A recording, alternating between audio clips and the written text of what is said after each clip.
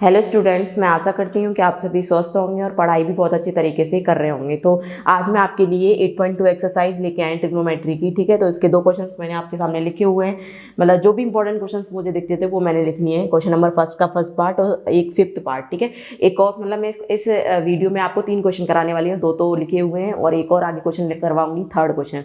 वो that is most important for exam point of view. मतलब ऐसा क्वेश्चन 100% पूछा जाता है पेपर में। मतलब 99% आप चांस मान के चलिए कि वो पूछा जाता है। ठीक है, तो वो क्वेश्चन लास्ट में कराया जाएगा, जिससे कि आप पूरी वीडियो को देखिएगा लास्ट तक। ठीक है, अगर आप इतना देखोगे तो वो इंपॉर्टेंट क्वेश्चन आपको पता नहीं चल पाएगा कि कौन सा क्वेश्चन है। ठीक है, तो चलो क्वेश्चन नंबर फर्स्ट करते हैं। First part sine 60 cos 30 plus sine 30 cos 60। ठीक, तो देखिए इसको सॉल्व करेंगे तो कुछ नहीं है इसमें सॉल्व करने का। उस दिन मैंने इंट्रो में टेबल बनवाई थी, तो आपको सारी वैल्यूज पुट करनी है बस इसमें। तो साइन 60 की वैल्यू क्या होती थी, √3/2। ठीक है, cos 30 की वैल्यू √3/2, साइन 30 की वैल्यू 1/2, cos 60 की वैल्यू 1/2। तो √3 इंटू √3 3, 2 इंटू 2 4। ठीक है, 1 इंटू 1 1, 2 इंटू 2 4। ठीक, अब देखिए एलसीएम 4 आ गया, ऊपर 3 प्लस 1, तो ये कितना आ गया 4/4। मतलब कि आंसर फाइनल इसका कितना आ गया 1। बड़ा सिंपल से क्वेश्चन था, 1 मार्क्स में पूछा जाएगा तो। ठीक है, अब आ जाइए नेक्स्ट क्वेश्चन पर। नेक्स्ट क्वेश्चन क्या कहता है, 5 cos square 60 plus 4 sec square 30 minus 10 square 45 upon sine square 30 plus cos square 30। देखो एक चीज बताती हूँ मैं आपको, ये आपको बड़े एक आइडेंटिटी जैसा लग रहा होगा। कैसे कि sine square theta plus cos square theta, मैंने इंट्रो में आपको बताया था कि उसकी वैल्यू कितनी होती है, 1 होती है। आप डायरेक्ट भी लिख सकते हो यहाँ से, लेकिन अब थोड़ा ये है कि वैल्यूज पुट करके सॉल्व करना है तो पुट करके सॉल्व कर देते हैं। अदरवाइज तो आप 30, क्योंकि एंगल दोनों सेम है, वहां पर भी तो थीटा थीटा या ए एंगल होता था तो उसकी वैल्यू 1 होती थी। आप वैल्यू पुट करके भी देखोगे तो सॉल्व करोगे तो भी आंसर 1 आएगा, क्योंकि वो उस आइडेंटिटी को फॉलो करता है। 5 cos स्क्वायर 60 की वैल्यू, तो आप सारी वैल्यू पुट करिए। 5 cos 60 की वैल्यू कितनी बताई थी अभी आपको मैंने, √3/2, लेकिन यहाँ होल स्क्वायर है तो इसका भी हमें होल स्क्वायर करना पड़ेगा। ठीक, प्लस 4 सेक है, सेक के लिए पहले कॉस की सोचिए। cos 30 की वैल्यू क्या होती है, cos 30 की वैल्यू क्या होती है बताइए। cos 30 की वैल्यू भी cos 60 की वैल्यू √3/2 होती है क्या, नहीं। cos 60 की वैल्यू होती है 1/2। क्या होती है भाई, 1/2। वो क्या होती है, साइन 60 की होती है। वो किसकी होती है, साइन 60 की। अगर हम cos 30 की बात करते हैं, cos 30 की वैल्यू क्या होती है, √3/2, तो उसका रेसिप्रोकल करेंगे, क्योंकि सेक जो है cos का क्या होता है, रेसिप्रोकल होता है। तो हम उसको लिखेंगे 2/√3 का होल स्क्वायर। ठीक है, माइनस tan 45 की वैल्यू क्या होती है 1, तो 1 का क्या करेंगे, स्क्वायर करेंगे। ठीक है, अब देखिए नीचे आ जाइए। साइन 30 की वैल्यू क्या होती है 1/2, लेकिन स्क्वायर है तो स्क्वायर करेंगे। cos 30 की वैल्यू क्या होती है, जो मैंने cos 60 की लिख दी, तो √3/2। ठीक है, इसका होल स्क्वायर करिएगा। अब इसको सॉल्व करिएगा, ये कितना आ जाएगा, 1 का स्क्वायर 1 ही होता है, तो ये ऊपर वाला आ जाएगा 5/4। ये समझ में आया नहीं आया, 5 इंटू 1 5 और 2 का स्क्वायर 4, तो मैंने ऐसे लिख दिया। ठीक, अब देखिए ये कितना हो जाएगा, 4 2 जा 4 4 जा मतलब 16, क्योंकि 2 का स्क्वायर भी तो होगा, तो 16/3 माइनस का 1, नीचे कितना चल रहा है, नीचे 1/2 का स्क्वायर, तो ये 1/4 आ गया, और ये कितना आ जाएगा 3/4।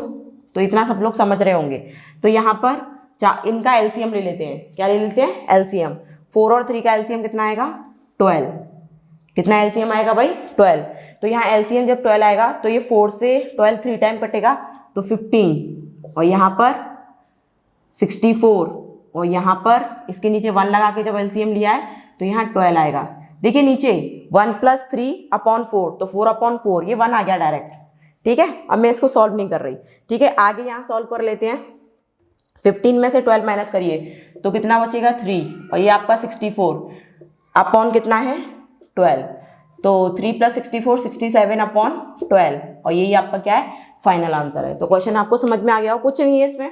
जो डायरेक्ट वैल्यूज आपको याद होंगी तो आप रख पाओगे, अगर वैल्यूज याद नहीं होंगी तो आप इस तरीके क्वेश्चन को नहीं कर पाओगे। बस वैल्यूज रख के सॉल्व करना है और कुछ नहीं करना। ठीक है, चलिए तो नेक्स्ट क्वेश्चन की तरफ देखिए। तो क्वेश्चन नंबर 3 क्या कहता है, if 10a + b = √3 and 10a - b = 1/√3। ये आपको कंडीशन दे रखी है a + b > 0 <= 90। तो ये भी बता रखा है a is greater than B, find A and B. मतलब ये तो आपको देखो कंडीशंस जो भी आप ए और बी की वैल्यूज आएंगी उनको आप कंडीशंस में सेटिस्फाइड करा के देखोगे, बिल्कुल आपकी कंडीशन सेटिस्फाइड होंगी। इनसे आप मत घबराइए क्या दे रखा है, इनका यूज नहीं करना वैसे डायरेक्टली हमें कुछ, बट वो ऑटोमेटिकली जो भी आप निकालोगे वो इनको सेटिस्फाइड करेगा। तो देखिए कैसे करेंगे। तो जैसा कि मैंने स्टार्टिंग में ही वीडियो के बोल दिया था क्वेश्चन बहुत इंपॉर्टेंट है, तो इस तरह के क्वेश्चन बहुत इंपॉर्टेंट आएगा पेपर में। देखो कैसे, जैसे एक ये तो 10 के कॉन्सेप्ट पे एक्सरसाइज का क्वेश्चन है, इस तरीके का एक एग्जांपल में भी आपको दे रखा है, ठीक है। तो इसमें क्या होता है, दो हमारी मतलब इक्वेशंस बन जाती हैं, उनको सब्स्टिट्यूशन एलिमिनेशन मेथड किसी से भी सॉल्व करके एंगल ए और बी निकाल देते हैं, ठीक। तो ये इंपॉर्टेंट क्वेश्चन है, इस तरीके का क्वेश्चन लिख लीजिएगा, इस पर इंपॉर्टेंट क्वेश्चन है, ठीक है, इंपॉर्टेंट, वेरी इंपॉर्टेंट। देखो 10a + b = √3, तो आप लिखिए, आपको दे रखा है 10a + b = √3। देखो यहाँ तो एंगल है, ये एक वैल्यू है, यही तो है, यहाँ ये एंगल में वैल्यू दे रखी है, तो इस वैल्यू को भी हम एंगल में ही चेंज कर, मतलब एंगल के साथ चेंज करेंगे ट्रिग्नोमेट्रिक फंक्शन। तो √3 होती है tan 60 की वैल्यू, ऐसा मैंने लिख लिया। √3 किसकी वैल्यू होती है, tan 60 की। तो देखो मैंने देखा यहाँ भी 10 है, यहाँ भी 10 है, तो मैं लिख सकती हूँ देन a + b जो है वो मेरा 60 डिग्री आ गया, इक्वेशन फर्स्ट बन गई। तो सभी को समझ में आ गया होगा। एंड तो नेक्स्ट वाला टॉपिक है आपका, नेक्स्ट मतलब इक्वेशन है tan a - b 1/√3।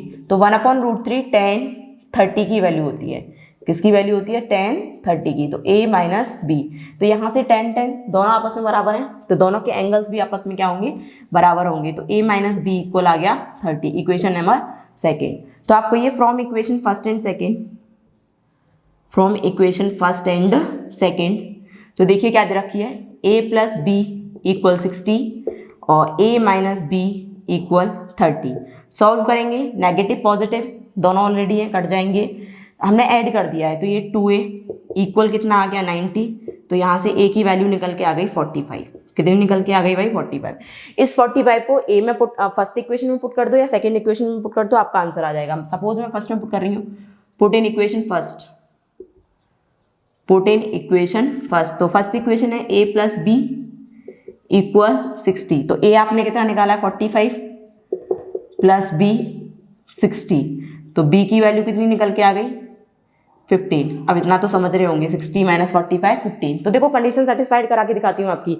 वो कह रहा है a जो है वो b से बड़ा आना चाहिए, तो बिल्कुल आ रहा है, देखो 45 इज ग्रेटर देन 15, बिल्कुल सही बात। दूसरी कंडीशन सेटिस्फाइड। तीसरी, पहली देखो, पहली कंडीशन में कह रहा है कि a और b का जो सम है वो 0 से 90 के बीच में आना चाहिए, मतलब 90 के बराबर हो सकता है लेकिन 90 से छोटा होना चाहिए, लेकिन 0 से बड़ा होना चाहिए। इस कंडीशन का मतलब यही तो है, a और b का सम 0 से बड़ा, 90 के बराबर या 90 से छोटा। रीड इसको ऐसे ही करेंगे।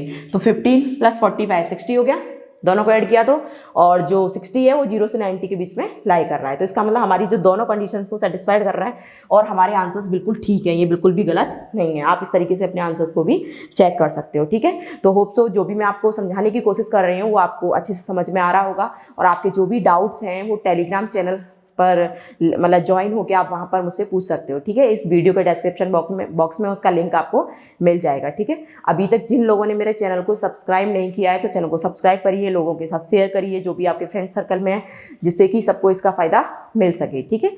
Thank you.